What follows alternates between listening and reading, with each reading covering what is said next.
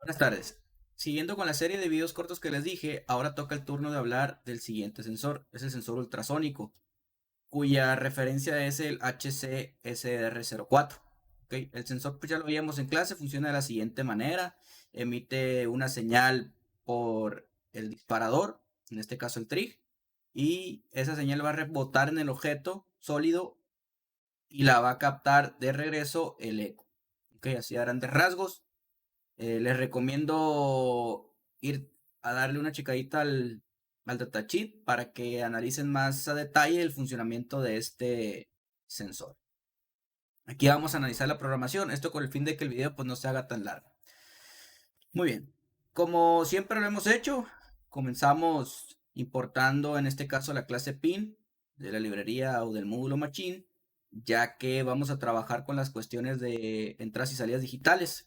Entonces siempre que vayamos a trabajar con entradas y salidas digitales, pues hay que hacer la importación correspondiente, ya sea de todo el módulo o específicamente de la clase pin de la librería o del módulo machine. ¿Ok? Entonces eso lo hicimos en la primera línea de código. Posteriormente, el fabricante nos menciona que hay que tener un pequeño delay en el orden de los 10 microsegundos desde que sale, en este caso, desde que el disparador se activa hasta que se desactiva. ¿Ok? Por lo tanto, si vamos a necesitar un delay, pues es necesario importar la librería time. Asimismo, podemos saber el tiempo transcurrido entre el inicio y el fin de la captura del eco, y eso lo podemos hacer con una función que trae la librería time o el módulo time, la cual es la de TCAS, esta que tenemos aquí. ¿Ok? Entonces, forzosamente, pues hay que importarla para trabajar con los retardos y con los conteos de tiempos para la cuestión del eco. Muy bien, definimos los pines, el de disparo, como un pin de salida dentro de nuestro dispositivo ESP32, ya que el disparo, pues, en este caso, al ser un pin de salida, pues por ahí le vamos a mandar la señal para que empiece a emitir, en este caso, la señal en el espectro ultrasónico. Y vamos a definir también el eco, que va a estar colocado en el pin número 12, como entrada, ya que por aquí pues vamos a recibir cuando se haya captado una señal en ese rango de frecuencias que trabaja este sensor ultrasónico. Lo veíamos en clase. Primero trabajamos esta parte separada dentro del código while, dentro del ciclo while, y posteriormente definimos una función. Dijimos que esta era la manera más correcta de trabajar, en este caso, los sensores, ¿no? Con sus rutinas, que hicieran ciertas acciones. Entonces, si tienen alguna duda, pues ya me dicen y lo vemos en la siguiente clase más a detalle. Definimos entonces la función como ultra, y como no va a tener argumentos, pues dejamos los paréntesis sin nada dentro. A recordar colocar siempre los dos puntos para empezar a definir la función, y recordar también la cuestión de las tabulaciones correspondientes dentro de la función ultra o dentro de cualquier otra función. En este caso vamos a empezar en la línea número 10 diciéndole que el disparador va a comenzar apagado. Le vamos a dar un pequeño retardo de 2 microsegundos. Esto lo veíamos por la cuestión de que teníamos que asegurarnos que el sensor, perdón, que el sensor ultrasónico en la parte del disparador comenzara apagado y que no nos diera lecturas erróneas. Posteriormente vamos a hacer lo que el fabricante nos dice. Vas a lanzar un 1, o sea, es decir, un pin en alto en la cuestión entonces del disparador. Te vas a esperar los 10 microsegundos y posteriormente lo vas a apagar. Recordar que esto era, ¿ok? Y el pulso debía durar, 10 microsegundos. Y recordar que esto me lo dice el fabricante. Ok, uno de los métodos que tradicionalmente se utilizan al trabajar con el sensor ultrasónico, pues es el siguiente. Vamos a tener dos ciclos while, uno para cuando el eco no detecta nada y uno cuando el eco detecta algo. En este caso, al ser un pin digital, recordar que su valor va a ser 0 o 1. No va a tener otros valores, ya que o está o no está. Entonces, vamos a definir una variable como inicio, la cual me va a contar mediante la función tickAs. Podemos ponerle aquí un pequeño paréntesis a qué es lo que hace esa función. Y aquí tenemos de manera escrita, pues, qué es lo que hace la función. Dice aquí, use like that, tick ms, el cual es el que tenemos aquí en la parte de arriba. Y básicamente me dice que regresa el incremento en milisegundos de un contador arbitrario desde un punto de referencia. Entonces, ¿qué es lo que estamos haciendo aquí? Le estamos diciendo que va a contar mientras que el valor del eco sea 0.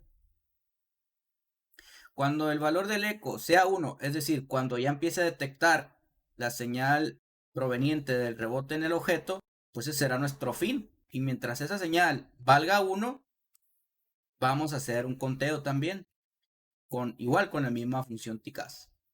Ahora, para determinar la duración, pues bastará nada más con hacer la resta correspondiente del fin menos el inicio. ¿Ok? Por pura lógica. Y la distancia entonces será pues la duración por el valor, en este caso, de la velocidad del sonido, expresada en centímetros sobre 2. Y les decía que sobre 2 porque había que tener en cuenta que esta señal iba a viajar desde aquí, rebotar y regresar. Entonces es ida y vuelta. Y finalmente decíamos que había que regresar la distancia con el comando return. Dentro de mi ciclo while vamos a hacer lo siguiente. Voy a imprimir en pantalla un string, ¿ok? Un string que me diga, en este caso, lo que la función ultra me va a regresar. Y lo que la función ultra me va a regresar, pues es la distancia. Vamos a tener un pequeño retardo de 100 milisegundos, nada más para que no se me llene en la cuestión de los prints. Ahí lo tenemos un poco más lento y bueno, si yo varío esto, pues debería de variar. Efectivamente lo estamos observando ahí. Les decía también que había la posibilidad de que hubiera un pequeño margen de error. Entonces, si aquí tenemos 192 y aquí tenemos 193, pues eso indicaba que había que modificar este parámetro. Y que les dije que ya en el mundo real, pues ustedes iban a jugar un poco con él para obtener la mejor exactitud posible. ¿Ok? Bueno, ahí está. Así es como lo hacemos dentro del simulador. Vamos a pasar ahora a realizarlo en el mundo físico. Ya estamos aquí en Tony. El Tony, recuerden que es el que nos permite desarrollar pues, la programación para pasarla directamente al ESP32. Bueno, básicamente tenemos lo mismo que teníamos en el código anterior. Y aquí nada más para aclaración, dentro del simulador, pues esto lo podemos omitir. Sin embargo, al momento de hacerlo ya en un concepto real, pues hay que definir primero que nada las variables que vamos a utilizar dentro de la subrutina.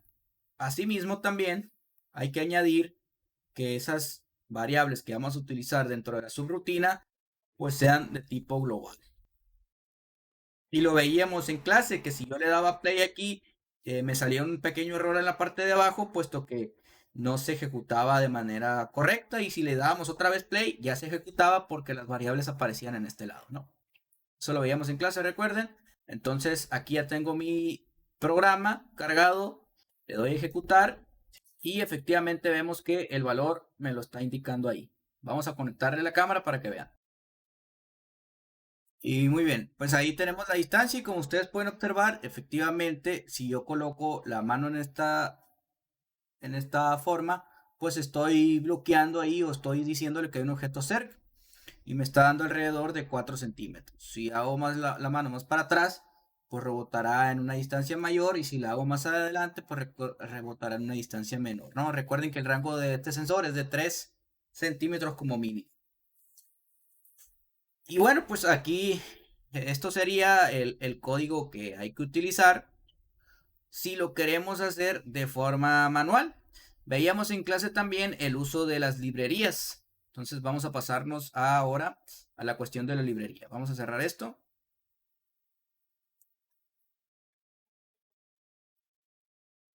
Y nada más por mencionar que descargamos la librería, en este caso desde una página de Python, y les mencioné que se las iba a cargar ahí en el apartado de archivos de Teams. Entonces, para que nada más lo tengan en cuenta, que esta librería pues contiene una clase, y esta clase pues contiene unas subrutinas para determinar la distancia en centímetros, la distancia en milímetros, para enviar el pulso y esperar, y para la inicialización de, en este caso, los pines digitales.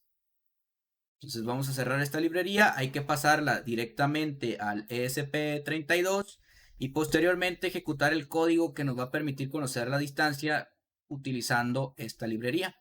Entonces importamos la clase HCSR04 en mayúsculas desde la librería HCSR04. ¿Por qué va a ser de la siguiente manera? Recuerden, el from, el nombre que debe de llevar es como tú lo guardaste dentro de tu ESP32. Y lo que vamos a importar pues es la clase como se llama tal cual. Estas mayúsculas, como podemos observar, exactamente así hay que importarlo. Adicionalmente, para hacer las impresiones en pantalla y hacer el delay correspondiente, pues importamos en este caso el módulo time como de minúscula para evitar escribir todo completo. Definimos entonces dónde va a estar ubicado el sensor mediante la clase HCSR04. ¿Okay? Entonces, vamos a definir el pin del disparador, en este caso, igual que en el ejercicio anterior de 13, en el pin 13, y el eco en el pin 12. El conteo en microsegundos, ahí lo tenemos.